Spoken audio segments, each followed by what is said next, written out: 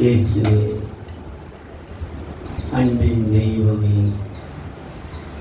இந்த வார்த்தையை கொண்டு எங்களோடு பேசுவீராக. அவர் கர்த்தர் அவர்களை அழிவுக்கு விலக்கி தப்புவிக்கிறார். உலகமே அழிவை நோக்கி ஓடிக்கொண்டிருக்கிறது. தேவரீர் எங்களை அழிக்க பார்க்கிற ஜனங்களுக்கு முன்பாக எங்கள் அழியாமல் இருப்பது கிருபை ஆண்டவரே. இயேசுவே, ஒரு விஷயங்களை கண்ணோக்கி பாடும். எங்கள் சரீரம் அழிந்து கொண்டிருக்கிறது, எங்கள் வாழ்க்கை அழிந்து கொண்டிருக்கிறது. ஆனால் கர்த்தர் அழியாமல் பாதுகாத்துக் கொள்வீரா ஆண்டவரே. நீ எங்களோடு பேசு, எங்கள் வாயாயிருந்து இந்த வசனத்தை பகிர்ந்து கொடுக்க நீ கிருபை செய்வீரா. நீ பேசும் நாமத்தை மேம்படுத்திக் கொள். இயேசுவின் நாமத்தில் பிதாவே. உங்க அழைப்பு இருந்ததாலே நான் அழிந்து போகவில்லை. உங்க அன்பு இருந்ததாலே நான் கைவிடப்படல. உங்க கிருபை என்னை காப்பதால வாழ்ந்து கொண்டிருக்கேன். உங்க அன்புக்கு நிகரே இல்லை. இயேசுவின் கிருபை என்னை காப்பதால வாழ்ந்து கொண்டிருக்கேன். உங்க அன்புக்கு நிகரே இல்லை. எத்தனை பேர் அழிக்க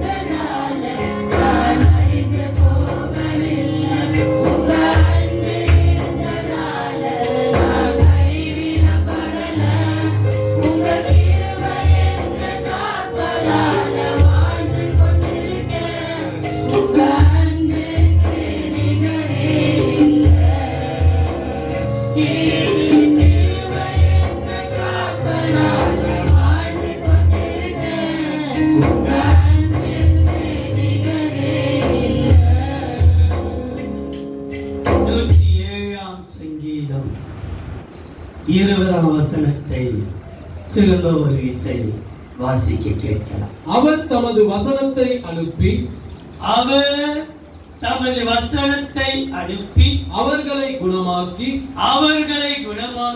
அவர்களை அழிவுக்கு தப்புவிக்கிறார். அவர்களை அழிவுக்கு தப்புவிக்கிறார். வியாதிகளில் நம்மை அழிக்க பார்க்கிறது. சில பேருடைய சூழ்ச்சிகள் நம்மை அழிக்க பார்க்கிறது. இந்த உலகம் நம்மை அழிக்க பார்க்கிறது. உலக ஜனங்கள் நாம் அழிவோமா என்று எதிர்பார்க்கிறார்கள். இவனுக்கு ஒரு அழிவு வரலையே என்று எதிர்பார்க்கிறார்கள். ஆனா வசனம் சொல்கிறது, அவர்களை அழிவுக்கு தப்புவிக்கிறார். யார் அவர்? கர்த்தர். அவர்களை அழிவுக்கு தப்புவிக்கிறார். எவர்களை கர்த்தர் அழிவுக்கு தப்புவிக்கிறார் என்று வேதத்தை தியானிக்கும் பொழுது சில காரியங்களை கர்த்தர் காண்பித்தாலும் அதை தியானிப்பதற்கு முன்பாக இன்னொரு வசனத்தை வாசிக்க கேட்கலாம்.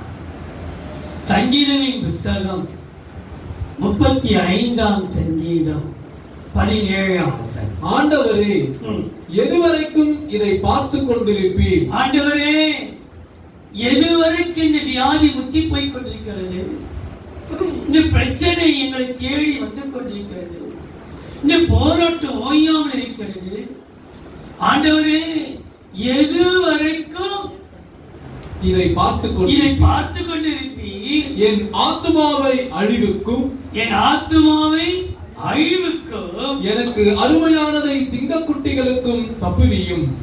இங்கே போடப்பட்டிருக்கிறது, என் ஆத்துமாவை ஆண்டவரே அழிவுக்கு தப்புவியும். ஆண்டவரே, இந்த சரீரம் தான் ஒரு பக்கம் அழிந்து கொண்டிருக்கிறது, ஆத்துமாவும் அழிந்து கொண்டிருக்கிறது.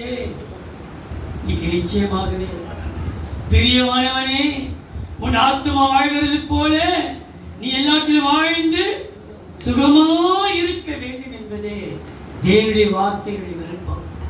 ஆனால் ஆத்மா அழிந்து கொண்டு நாளுக்கு நாள் சரீரங்கள் அழிந்து கொண்டிருக்கிறது. ஆனால் கர்த்தர் ஒருபோது அழிக்கதை விட மாட்டார். அழிக்க அறிகிற சத்துருக்கு முன்பாக அழியாமல் வாழ வைத்து காட்டுவார். உனக்கு ஒரு வழி ஆக்கணும் நினைக்கிறான், அழிச்சிடுவேன். ஒரு அழிச்சு நான் காட்ட பார்க்கிறேன். ஆனால் அழிக்க தேவன் ஒரு நாள் விடவே மாட்டார். என்ற வசனம் சொல்கிறது. 1 பேதுரு 1ஆம் அதிகாரம் 4ஆம் வசனம். அவர் 1 பேதுரு 1ஆம் அதிகாரம் 4ஆம் வசனம். அவர் இயேசு கிறிஸ்து மரித்தோரிலிருந்து எழுந்ததினாலே அழியாததும் மாசற்றதும் வாடாததுமாகிய சுதந்திரத்திற்கு ஏதுவாக, அழியாதது மாசற்றது வாடாததுமாகிய சுதந்திரத்திற்கு ஏதுவாக ஜீவனுள்ள நம்பிக்கை உண்டாகும்படி தமது மிகுந்த இரக்கத்தின்படியே நம்மை மறுபடியும் ஜெனிப்பித்தார். மிகுந்த இரக்கத்தின்படியே மறுபடியும் நம்ம என்ன செய்தாரா? ஜெனிப்பித்தார், நம்ம உயிர் கொடுத்தார். இன்னைக்கு கர்த்தர் நம்ம அழியாமல் நம்மை காத்துக் கொண்டிருக்கிறது. அவள் மாசற்ற இரக்கம், வாடாத இரக்கம், கிருபை. நம்ம அழிக்க நினைத்தும் அழியாமல் கர்த்தர் அதை வாழ வைத்துக் கொண்டிருக்கிறார். இந்த வசனம் சொல்லப்பட்டிருக்கிறது 107ஆம் சங்கீதம் 20ஆம் வசனத்திலே, அவர்களை அழிவுக்கு தப்புவிப்பார். எவர்களை அவர் அழிவுக்கு தப்புவிக்கிறார் என்று வேதத்திலே பார்க்கும் பொழுது ஒரு 5 காரியத்தை நான் உங்களுக்கு சொல்லுகிறேன். முதலாவது பாருங்கள், 16ஆம் சங்கீதம் 10ஆம் வசனம். என் ஆத்துமாவை 16ஆம் சங்கீதம் 10ஆம் வசனம். என் ஆத்துமாவை பாதாளத்தில் விடீர், உம்முடைய பரிசுத்தவானை அழிவை காண ஒட்டீர். பரிசுத்தம் உள்ளவர்களை அல்லது பரிசுத்தவான்களை அழிவு என்ன செய்ய மாட்டாரா? காண விடவே மாட்டார். பரிசுத்தவான் நீ அழிஞ்சி போன்ற குடும்பம் எதிர்பார்க்குது, உன் நண்பர்கள் எதிர்பார்க்கிறார்கள், உன் சொந்த பந்தம் உன் அழிஞ்சி போயிடுத, உன் குடும்பம் அழிஞ்சிடும், உன் தாய் அழிச்சிடுவாங்க, உன் தகப்பு அழிச்சிடுவாங்க, இவங்களுக்கெல்லாம் இனி என்ன நடக்க போகுது அழிக்க திட்டமிட்டுட்டாங்க. நீ சம்பாதிக்கிற பணம் எல்லாம் மருந்து மாத்திரை எல்லாம் அழிஞ்சு போகிறது. உன் பணம் எல்லாம் வீணாய் போய் கொண்டிருக்கிறது. ஆனா கர்த்தரை பார்த்து கொண்டே இருக்கிறார். பரிசுத்தவான்களை அழிவுக்கு விலக்கி தப்புவிக்கிறார். நம்ம பரிசுத்தவான்கள் என்று சொல்லும் போது யார் ரொம்ப பரிசுத்தவான்கள் மேடை பிரசங்கியார்கள் என்று நினைத்து விடாதீர்கள். நாம் எல்லாருமே விசுவாசிகள், எல்லாருமே நாம் எல்லாரும் யாரா? பரிசுத்தவான். வேதம் அப்படிதான் சொல்லுது. விசுவாசிகளாகிய பரிசுத்தவான்கள், பரிசுத்தவான்களாகிய விசுவாசிகள் அப்படிதான் போடப்பட்டிருக்கு. விசுவாசிகளாகிய பரிசுத்தவான்கள். நான் நினைக்கிற அந்த வசனம் எபேசியர் 1ஆம் அதிகாரம் முதலாம் வசனத்தை பாருங்கள். எபேசியர் தேவனுடைய சித்தத்தினாலே இயேசு கிறிஸ்துவினுடைய அப்போஸ்தலனாகிய பவுல் எபேசுவிலே கிறிஸ்து இயேசுவுக்குள் விசுவாசிகளாய் இருக்கிற சபைக்குள் விசுவாசிகளாய் இருக்கிற பரிசுத்தவான்களுக்கு எழுதுகிறதாவது, விசுவாசிகளாகிய பரிசுத்தவான்கள். அப்ப நம்ம எல்லாரும் யாரா? பரிசுத்தவான்களே. இந்த பரிசுத்தவான்களாகிய நம்மை எந்த சக்தியால் அழிக்கவே முடியாது. கோர வியாதி கூட இருக்கட்டும்பா, கிட்னி 2 அழிச்சு, கேன்சர் 4th ஸ்டேஜ், ரொம்ப கட்டி முத்தி போயிடுச்சு, இனி அவங்களால வாழ முடியாது, வியாதி அழிக்க நினைக்கிறது. ஆனா பரிசுத்தவான்களாகிய விசுவாசிகளை கர்த்தர் அழியாமல் காக்கணும். நம்ம எந்த சக்தியால நம்ம அழிக்க முடியாது, எந்த கோர வியாதி கூட நம்ம அழிக்க முடியாது. வசனம் சொல்கிறது விசுவாசிகளாகிய பரிசுத்தவான்களுக்கு. அப்போ பரிசுத்தவான்களை கர்த்தர் அழிக்க விட மாட்டார். நம்ம எல்லாரும் பரிசுத்தமாய் வாழ்ந்து கொண்டிருக்கிறோம். இந்த பரிசுத்தவான்களை குறித்து வேதம் சொல்கிறது பாருங்கள்.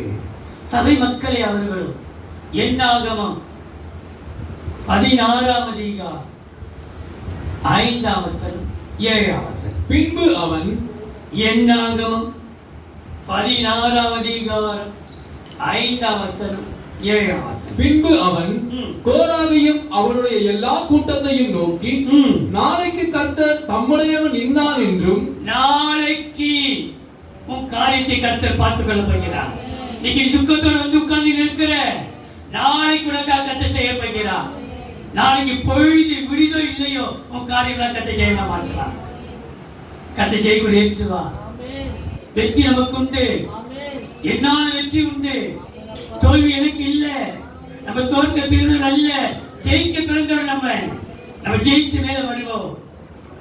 நாளைக்கு இன்னார் என்று தம் மண்டையிலே சேரத்தக்கவன் சேர்ந்து நாம் கட்டளையிட்ட என்னாகமம் 16ஆம் அதிகாரம் 5ஆம் வசனம் 7ஆம் வசனம். பின்பு அவன் கோராகையும் அவனுடைய எல்லா கூட்டத்தையும் நோக்கி, நாளைக்கு கர்த்தர் தம்முடையவன் இன்னான் என்றும், நாளைக்கு தம்முடையவன் இன்னார் என்றும், தம் மண்டையிலே சேரத்தாம் கட்டளையிட்ட பரிசுத்தவான் இன்னான் என்றும், யார் பரிசுத்தவான் என்று இன்னார் என்று காண்பிப்பார்.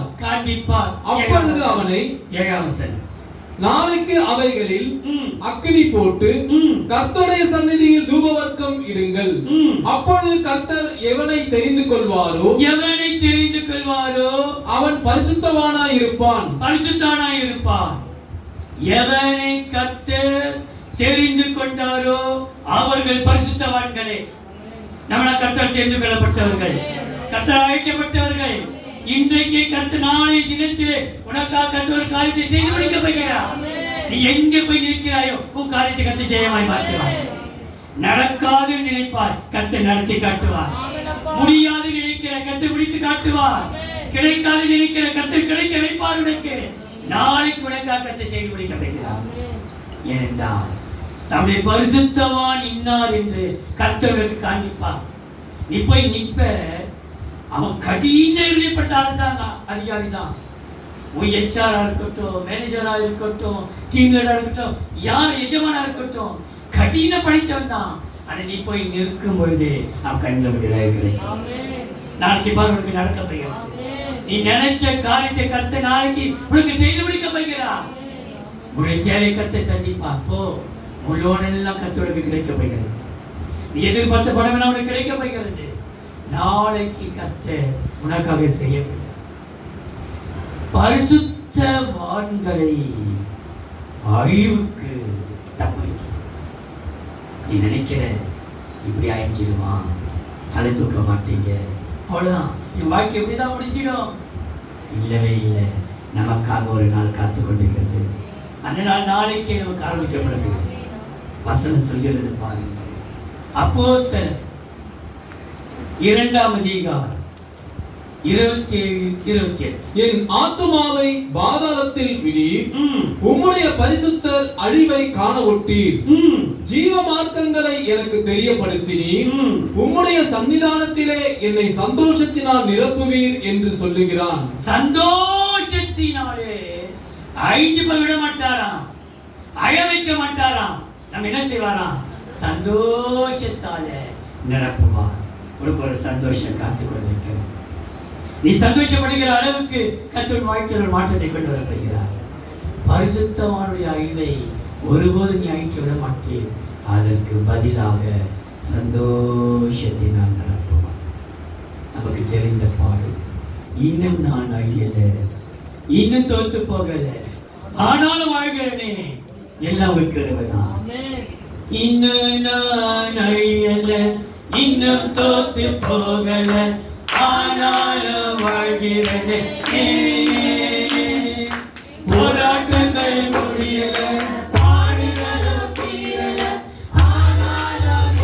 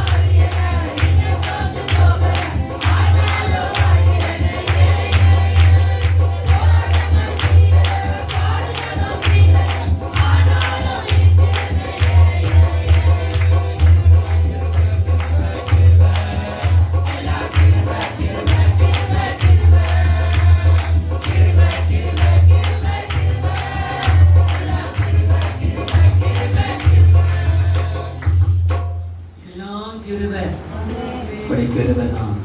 இன்னும் நான் அழியல, இன்னும் நான் தோத்து போகல, என் போராட்டங்கள் முடியல, என் பாடுகள் தீரல, ஆனா நான் வாழ்ந்து கொண்டுதான் இருக்கிறேன். சில கேட்டது, இதுங்கெல்லாம் இன்னத்துக்கு இந்த ஜென்மம் வாழ்ந்து இருக்குது, இந்த ஜென்மம் இன்னத்துக்கு தான் இருக்குது. அப்படி கிருபையினால வாழ்ந்து, அப்படி கிருபைதான் வாழ வைத்துக் கொண்டிருக்கிறது. இன்னும் நம்ம அழிக்க பார்க்கிறாங்கோ, எப்ப அழிவன் காத்து இருக்கிறாங்கோ, எப்ப அழிஞ்சி போவாங்க காத்து இருக்கிறாங்கோ. ஆனா கர்த்தர் அழியவில்லை. பரிசுத்தவான்களை அழிவுக்கு தப்புவிக்கிறார். அவர் தப்பிக்கிறதுக்கு மாத்திரமல்ல, சந்தோஷத்தினால் நிரப்புகிறார். நாளைக்கு உன் துக்கமெல்லாம் மாறப்போகிறது, உன் சஞ்சலம் மாறப்போகிறது, உன் கடன் பாரம் நீங்க போகிறது, உன் வறுமையெல்லாம் தீர போகிறது. இதுவரைக்கும் நீ சம்பாதிச்சு ஒரு 10 ரூபாய் சேமிப்பு இல்லை, ஒண்ணும் இல்லை, எல்லாம் அழிஞ்சு போயிடுச்சு. ஆனா ஆண்டுடைய வார்த்தை, மகனே என் மகளே, உன்னை அழிக்க நினைக்கிறாங்க. உன் குடும்பத்திலே ஒரு பெரிய அழிவு வந்திருக்குது, நான் உன்னை அழிக்க மாட்டேன். ஒருவன் அழிக்க, விசுவாசியாகிய பரிசுத்தவனாகிய உன்னை அழிக்க விட மாட்டேன். நீ அழிச்சு போகாமல் அவனை சந்தோஷத்தில் நான் நிரப்புவேன். நீயும் உன் குடும்பமும் சந்தோஷமா இருப்பீங்க. நாளிலிருந்தே உன் வாழ்க்கையிலே ஒரு சந்தோஷம் வரப்போகிறது. உன் துக்கம் இன்னைக்கு பறக்க போகிறது. நீ சந்தோஷமா இருந்தால் அவர் அவர்களை அழிவுக்கு தப்புவிக்கிறார். எவர்களை? பரிசுத்தவான்களை. இரண்டாவது பாருங்கள், ஏசாயாவின் புஸ்தகம் 10ஆம் அதிகாரம் 21, 22, 23. மீதியா இருப்பவர்கள், ஏசாயா 10ஆம் அதிகாரம் 21, 22, 23. மீதியா இருப்பவர்கள், யாக்கோபில் மீதியா இருப்பவர்களே, வல்லமையுள்ள தேவனிடத்தில் திரும்புவார்கள். வல்லமையுள்ள தேவனிடத்தில் திரும்புவார்கள். இஸ்ரவேலே, உன் ஜனங்கள் சமுத்திரத்தின் மனரத்தனையா இருந்தாலும் அவர்களில் மீதியா இருப்பவர்கள் மாத்திரம் திரும்புவார்கள். தீர்மானிக்கப்பட்ட அழிவு, தீர்மானிக்கப்பட்ட ஒரு அழிவு வரப்போகிறது. உன்னை அழிக்கணும் தீர்மானிச்சுட்டாங்க. உன் குடும்பத்தில் ஒரு அழிவு வரணும்னு தீர்மானிச்சுட்டாங்க. உன்னை அழிக்காம விட மாட்டேன் தீர்மானிச்சுட்டாங்க. தீர்மானிக்கப்பட்ட அழிவு நிறைந்த நீதியோடே புரண்டு வரும். சேனைகளின் கர்த்தராகிய ஆண்டவர் தேசத்துக்குள்ளெங்கும் தீர்மானிக்கப்பட்ட அழிவை வரச் செய்வார். ஒரு தீர்மானிக்கப்பட்ட ஒரு அழிவு வர இருக்கிறது. கொள்ளை வந்து எத்தனை பேர் வாரி போச்சு, கொரோனா எத்தனை பேர் வாரி போச்சு. ஆனா வல்லமை உள்ளவர்கள் வல்லமை தேவத்தை திரும்புவார்கள். வல்லமை உள்ளவர்களை எந்த வைரஸும் அழிக்கவே முடியாது. நம்ம வீட்டுல வைரஸ் வராம இருந்துச்சா? கொரோனா எவ்வளவு பயங்கரங்கள் வந்தது. இன்னைக்கு வியாதி நம்மள அழிக்க நினைக்கிறது. ஆனா வல்லமை உள்ளவர்கள் அழிவை காண மாட்டார். அழிக்க நினைக்கிறாங்க. குடும்பம் அழிக்க நினைக்கிறது. உன் குடும்பத்தில் அழிக்க நினைக்கிறாங்க. ஏனென்றால் தீர்மானிக்கப்பட்ட ஒரு அழிவு காத்துக் கொண்டிருக்கிறது. ஆனா தேவன் அழிய விட மாட்டார். யாரை அழிய விட மாட்டார்? ஏசாயாவின் புஸ்தகம் 52ஆம் அதிகாரம் 1ஆம் வசனம். எழும்பு. ஏசாயா 52:1. எழும்பு, எழும்பு சீயோனே, சீயோனே, உன் வல்லமையை தரித்துக்கொள், உன் வல்லமையை தரித்துக்கொள். பரிசுத்த நகரமாகிய எருசலேமே, எருசலேமே, உன் அலங்கார வஸ்திரங்களை உடுத்திக்கொள். எருசலேமே, உன் வல்லமையை தரித்துக்கொள், உன் அலங்கார வஸ்திரத்தை உடுத்திக்கொள். விருத்த சேதனம் இல்லாதவனும் அசுத்தனும் இனி உன்னிடத்தில் வருவதில்லை. இனி குடித்து வரவிட மாட்டார் கர்த்தர். இனி எந்த அழிவு வராது.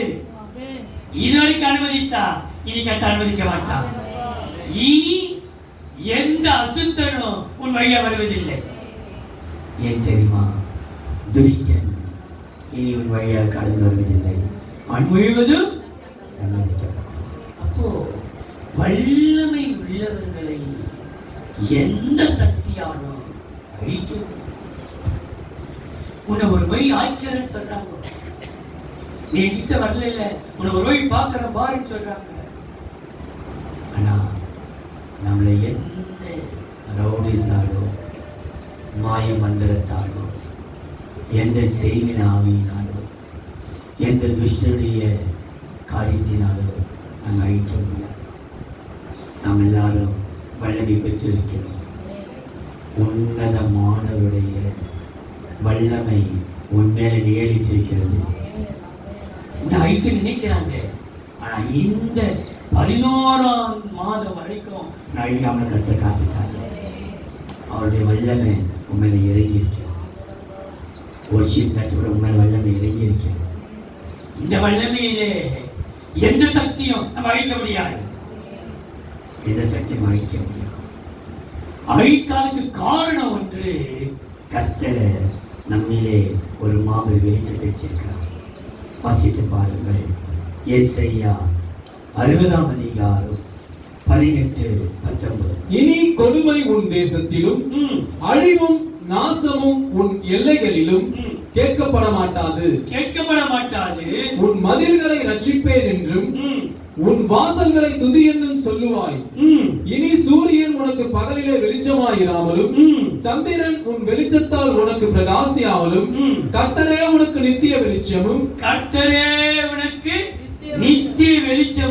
உன் தேவனே உனக்கு மகிமையுமாய் இருப்பார். அவரே உனக்கு நித்திய வெளிச்சமாய் இருப்பார். அவரே வல்லமை உள்ளவர்களை யாரால் அழிக்க முடியாது. அதற்கு பதிலாக கர்த்தனை வெளிச்சமாக, அது எப்படிப்பட்ட வெளிச்சமா?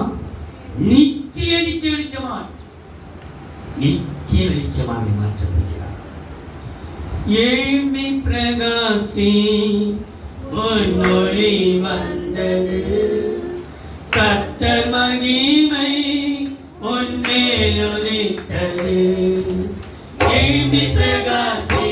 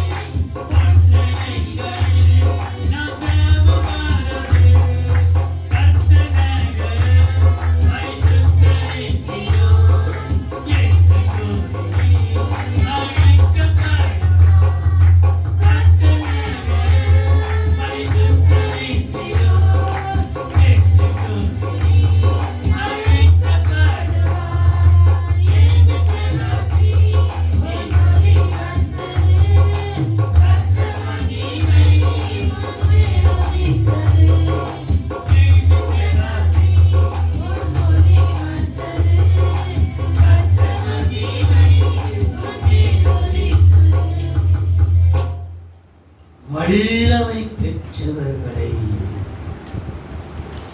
எந்த சக்தியாலும் அழிக்க முடியாது. காரணம், அவர்கள் மேல் நித்திய வெளிச்சமாகவே கர்த்தர் இருக்கிறார்.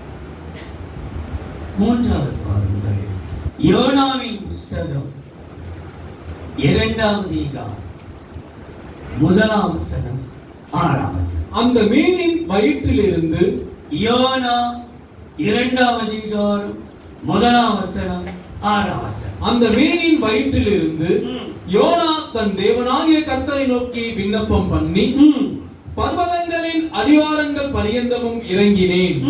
பூமியின் தாழ்பாள்கள் என்றென்றைக்கும் என்னை அடைக்கிறதா இருந்தது. ஆனாலும் என் தேவனாகிய கர்த்தாவே, நீர் என் பிராணனை அழிவுக்கு தப்புவித்தீர். என் பிராணனை அழிவுக்கு தப்புவித்தீர். யார?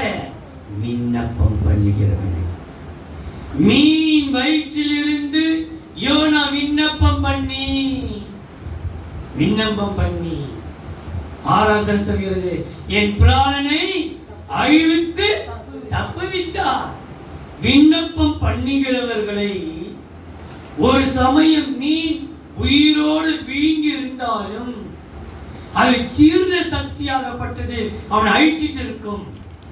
ஆனா கர்த்தர் ஜீரணமாகாத அளவுக்கு அவனுடைய சரீரத்தை ஒரு பிளாஸ்டிக்னால போட்டு முடித்தார். இன்றைக்கு கூட விண்ணப்பம் பண்ணுகிற நம்மை எத்தனையோ பேர் வீழ்ந்து பார்க்கிறார்கள். மனிதர்கள் உயிரோடு வீழ்ந்து பார்த்தார்கள். கர்த்தர் நம் பட்சத்தில் இராவிட்டார், கர்த்தர் தாம் நம் பட்சத்தில் இராவிட்டார், மனிதர்களை உயிரோடு வீழ்ந்திருப்பார்கள். வசனம் சொல்கிறது தானே, தெரியுமா? கர்த்தர் நம் பட்சத்தில் இராவிட்டார், கர்த்தர் தாமே நம் பட்சத்தில் இராவிட்டால் மனிதர்கள் நம்ம உயிரோடு வீழ்ந்திருப்பார்கள். 124ஆம் சங்கீதம் 1-2. மனுஷன் நமக்கு விரோதமாய் எழும்பின போது 124ஆம் சங்கீதம் 1-2. மனுஷன் நமக்கு விரோதமாய் எழும்பின போது கர்த்தர் நமது பக்கத்தில் இராவிட்டால், கர்த்தர் நம் பக்கத்தில் இராவிட்டால், கர்த்தர் தாமே நமது பக்கத்தில் இராவிட்டால் அவர்கள் கோபம் நம்மேல் எரிகையில் நம்மை உயிரோடு விழுங்கியிருப்பார்கள். எப்படி விழுங்கியிருப்பார்களா? உயிரோடு மூட்டையில் போட்டு பதிப்பார். கர்த்தர் பக்கத்தில் இருக்கிறார். மீனின் வயிற்றில் விழுங்கப்பட்டாலும் கர்த்தரை கிருபையாய் பாதுகாத்தார். உன்னை விழுங்க பார்க்கிறார்கள், அழிக்க பார்க்கிறார்கள், உனக்கு சதி செய்ய பார்க்கிறார்கள். கர்த்தர் பட்சத்தில் இருக்கிறார், உன்னை அழிக்கதை விடவே மாட்டார். விண்ணப்பம் பண்ணுகிறவர்களை கர்த்தர் ஒருபோது அழிக்க விட மாட்டார். அதற்கு பதிலாக தேவன் செய்கிற நன்மையை பாருங்கள். நீதிமொழியின் புஸ்தகம் 15ஆம் அதிகாரம் 11ஆம் வசனம். பாதாளமும் அழிவும். நீதிமொழிகள் 15:11. பாதாளமும் அழிவும் கர்த்தரின் பார்வைக்கு பிரதியட்சமாய் இருக்க மனுபுத்திரருடைய இருதயம் அதிக பிரதியட்சமாய் இருக்கும் அல்லவோ. கவனியுங்கள், கர்த்தருக்கு முன்பாக பாதாளமும் அழிவும் கர்த்தருக்குள்ள பிரதியட்சமாய் இருக்கிறது. கர்த்தர் பாதாளம் நம்ம அழிக்க பார்க்கிறார்கள், ஆனால் கர்த்தருக்கு முன்பாகத்தான் நம்ம நின்று கொண்டிருக்கிறோம்.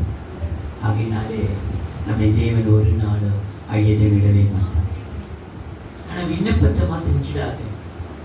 நீ எங்கே போனாலும் எங்கே நின்றாலும் உன் விண்ணப்பம் மாத்திரம் தேவ சொத்தை போய்கிட்டே இருக்கட்டும். இயேசுவே இயேசுவே இயேசுவே உயிரோடு வீழ்க பார்க்கிறார்கள். நன்மையாதபடிக்கு கர்த்தர் கிருபையாய் பாதுகாப்பாரா, கிருபையாய் பாதுகாப்பார். நம்ம உயிரோடு வீழ்க பார்க்கிறார். ஆனால் தேவன் செய்கிற காரியத்தை பாருங்கள். நமக்கு தெரிந்த சங்கீதம் தானே. 103ஆம் சங்கீதம் 1-5 வசனம் நமக்கு தெரியும். என் ஆத்துமாவே கர்த்தரை சொத்து, என் உள்ளமே பரிசுத்த நாமத்தை ஸ்தோத்திரி. உன் பிராணனை அழிவுக்கு விலக்கிவிட்டு உன்னை கிருபையினாலும் இரக்கங்களினாலும் முடிசூட்டி நன்மையினால் வாயை அந்த நாள் அங்கே வாசி. உன் பிராணனை அழிவுக்கு விலக்கி மீட்டு, உன் பிராணனை அழிவுக்கு விலக்கி மீட்டு உன்னை கிருபையினாலும் இரக்கங்களினாலும் முடிசூட்டி நன்மையினால் உன் வாயை திருப்தியாக்குகிறார். எதை திருப்தியாக்குறாரா? உன் அழிக்க நினைக்கிற ஜனங்களுக்கு முன்பாக உன் விண்ணப்பம் உன் அழியாமல் காத்து நன்மையினால் திருப்தியாகும். தீமை அல்ல, உனக்கு கர்த்தர் நன்மையே செய்யப்படுகிறார். நன்மையினால் நீ திருப்தியாவாய். நான்காவது அப்போஸ்தலர் 13ஆம் அதிகாரம் 34 37. இனி அவர் எல்லாம் பாருங்கள். அப்போஸ்தலர் 13ஆம் அதிகாரம் 34, 35, 36, 37. இனி அவர் அழிவுக்குட்படாதபடிக்கு அவரை மரித்தோரிலிருந்து எழுப்பினார் என்பதை குறித்து தாவீதுக்கு அருளின நிச்சயமான கிருபைகளை அந்த கிருபைதான் நம்மளை இதுவரை கைக்கால் காத்து கொண்டிருக்கிறது. கிருபை பெற்றவளே நீ வாழ்க. கிருபை பெற்றவளே, கிருபையினாலே நாம் இன்றைக்கு வாழ்ந்து கொண்டிருக்கிறோம். நிச்சயமான கிருபை நம்ம ஐக்கியம். அந்த கிருபைதான் நம்மளை காத்துக் கொண்டிருக்கிறது. தாவீதுக்கு அருளின நிச்சயமான கிருபைகளை உங்களுக்கு கட்டளையிடுவேன் என்று திருவலம் பற்றினார். அன்றியும் உம்முடைய பரிசுத்தர் அழிவை காண ஒட்டீர் என்றும் வேறொரு சங்கீதத்தில் சொல்லியிருக்கிறது. தாவீது தன் காலத்திலே தேவனுடைய சித்தத்தின்படி அவருக்கு ஊழியம் செய்த பின் நித்திரை அடைந்து சித்தத்தின்படி அவன் எப்படி செத்தானா? தேவ சித்தம் செய்து அவனை கிருபை பெற்றுக்கொண்டு தேவ சித்தப்படி செய்த அழிவை கண்டான். அடுத்த வசனம் சொல்கிறது, கர்த்தரோ தன் பிதாக்களிடத்தில் சேர்க்கப்பட்டு அழிவை கண்டான். தேவனால் எழுப்பப்பட்டவரோ அழிவை காணவில்லை. அழிவை காணவே அவருடைய கிருபை, அவருடைய கிருபை, அவருடைய சித்தம். அவருடைய கிருபை என்று சொன்னாலே அவர் சித்தம் செய்கிறவர்கள். இந்த சித்தம் நிறைவேறட்டும் ஐயா. கர்த்தர் தமது பார்வைக்கு நலமானதை செய்வாராக. இந்த சித்தம் நிறைவேறட்டும். நிச்சயமாகவே அந்த கிருபையில் இருக்கிற நமக்கு தேவன் கொடுக்க நன்மை பாருங்கள். ரோமரின் புஸ்தகம் 9ஆம் அதிகாரம் 23 தாம் மகிமைக்காக ரோமர் 9:23 தாம் மகிமைக்காக எத்தனமாக்கின கிருபா பாத்திரங்கள் மேல் கிருபை பெற்ற பாத்திரங்கள் மேல் தம்முடைய மகிமையின் ஐஸ்வர்யத்தை தெரியப்படுத்தவும் சித்தமாய் அழிவுக்கு எத்தனமாக்கப்பட்ட கோபாக்கினை பாத்திரங்கள் மேல் மிகவும் நீடிய சாந்தத்தோடு எப்படி இருக்கிறார் அவரு? மிகவும் நம்ம அழிவுக்கு உள்ளவர்கள் தான். ஆனா மிகுந்த அழியாமல் மிகுந்த பொறுமையோடு நம்மில் அவர் இறக்கம் காட்டுகிறார். ஏற்ற மண் இறக்கம் நம்முடைய வாழ்க்கையிலே கர்த்தர் ஜெயித்து தரப்படுகிறார். 1 கொரிந்தியர் 15ஆம் அதிகாரம் 50 54 முடியும். சகோதரரே, 50ஐயும் 54ஐயும் மாத்திரம் வாசி. சகோதரரே, நான் சொல்லுகிறது என்னவெனில், மாம்சமும் இரத்தமும் தேவனுடைய ராஜ்யத்தை சுதந்தரிக்க மாட்டாது. அழிவுள்ளது அழியாமையை சுதந்தரிப்பதும் இல்லை.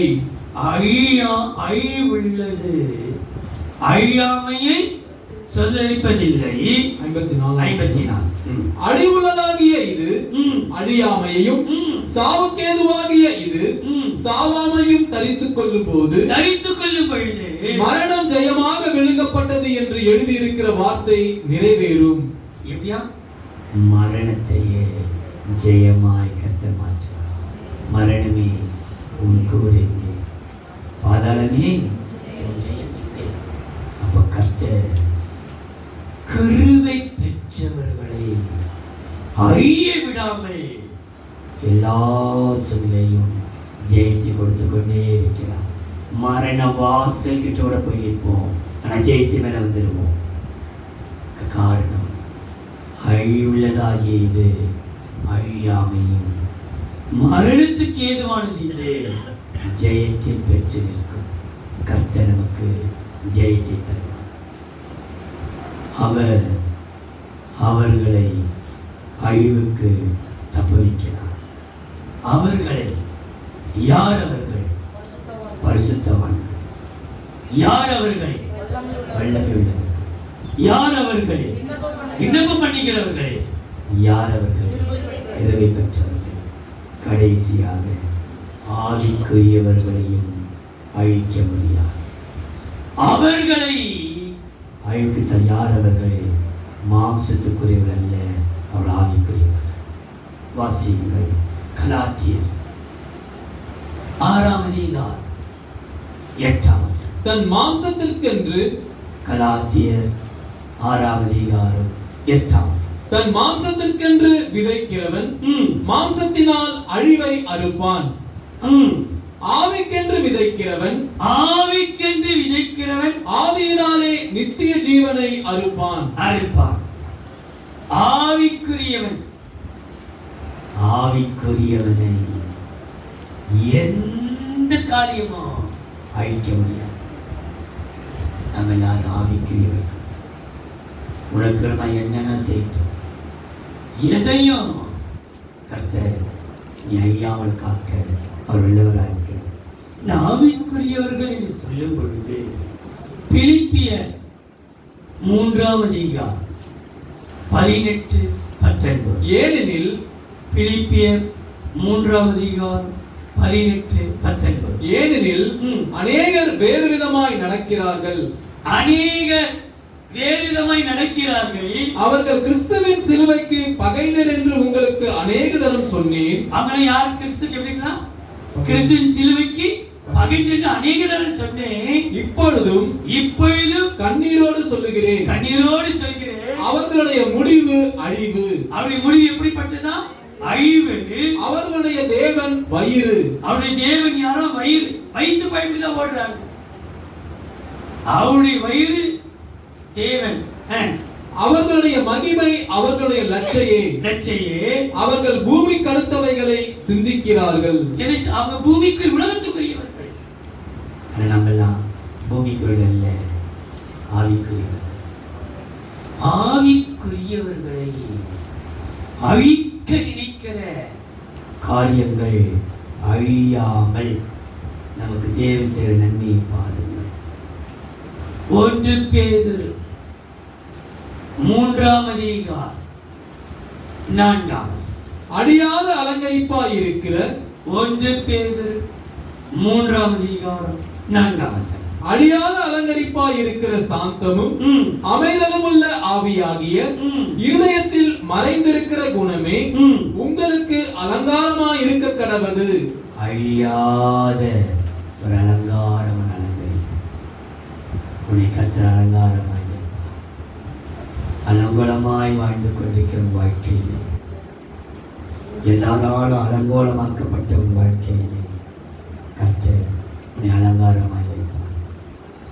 காரணம், ஆவிக்குரியவர்களை அழிக்காமல் அலங்காரமாய் வைப்பார். அவருடைய வசனம் சொல்கிறது பாருங்கள். 1 தீமோத்தேயு 6:9. 1 தீமோத்தேயு 6:9. ஐஸ்வரியவான்களாய் விரும்புகிறவர்கள் சோதனையிலும் கண்ணியிலும் மனுஷர்கேட்டிலும் அழிவிலும் அழிந்திருக்கிற மதிக்கேடும் சேதமுமான பலவித இச்சைகளாலும் விழுகிறார்கள்.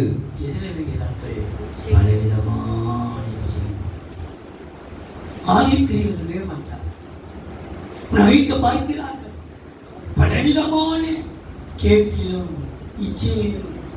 ஆனால் கர்த்தர் அந்த ஆபாசமான காலில் விழுந்து விடாதபடிக்கு அலங்காரமாய் வைத்தார். அவர்களை அழிவுக்கு தப்புவிப்பார். கர்த்தர் அவர்களை பரிசுத்தவான்கள், வல்லமை பெற்றவர்கள், விண்ணப்பம் பண்ணுகிறவர்கள், கிருபை பெற்றவர்களை ஆவிக்குரியவர்களை அழிக்கவே விட மாட்டார், தப்புவிப்பார். அன்பின் தெய்வம், நன்றியோடு இயேசுவே, இது 3வது வாரமாக இருக்கிறது. நான் இந்த பிள்ளைகளுக்காக அடிக்கு எப்படி ஜெபிக்கிறது வழக்கம்.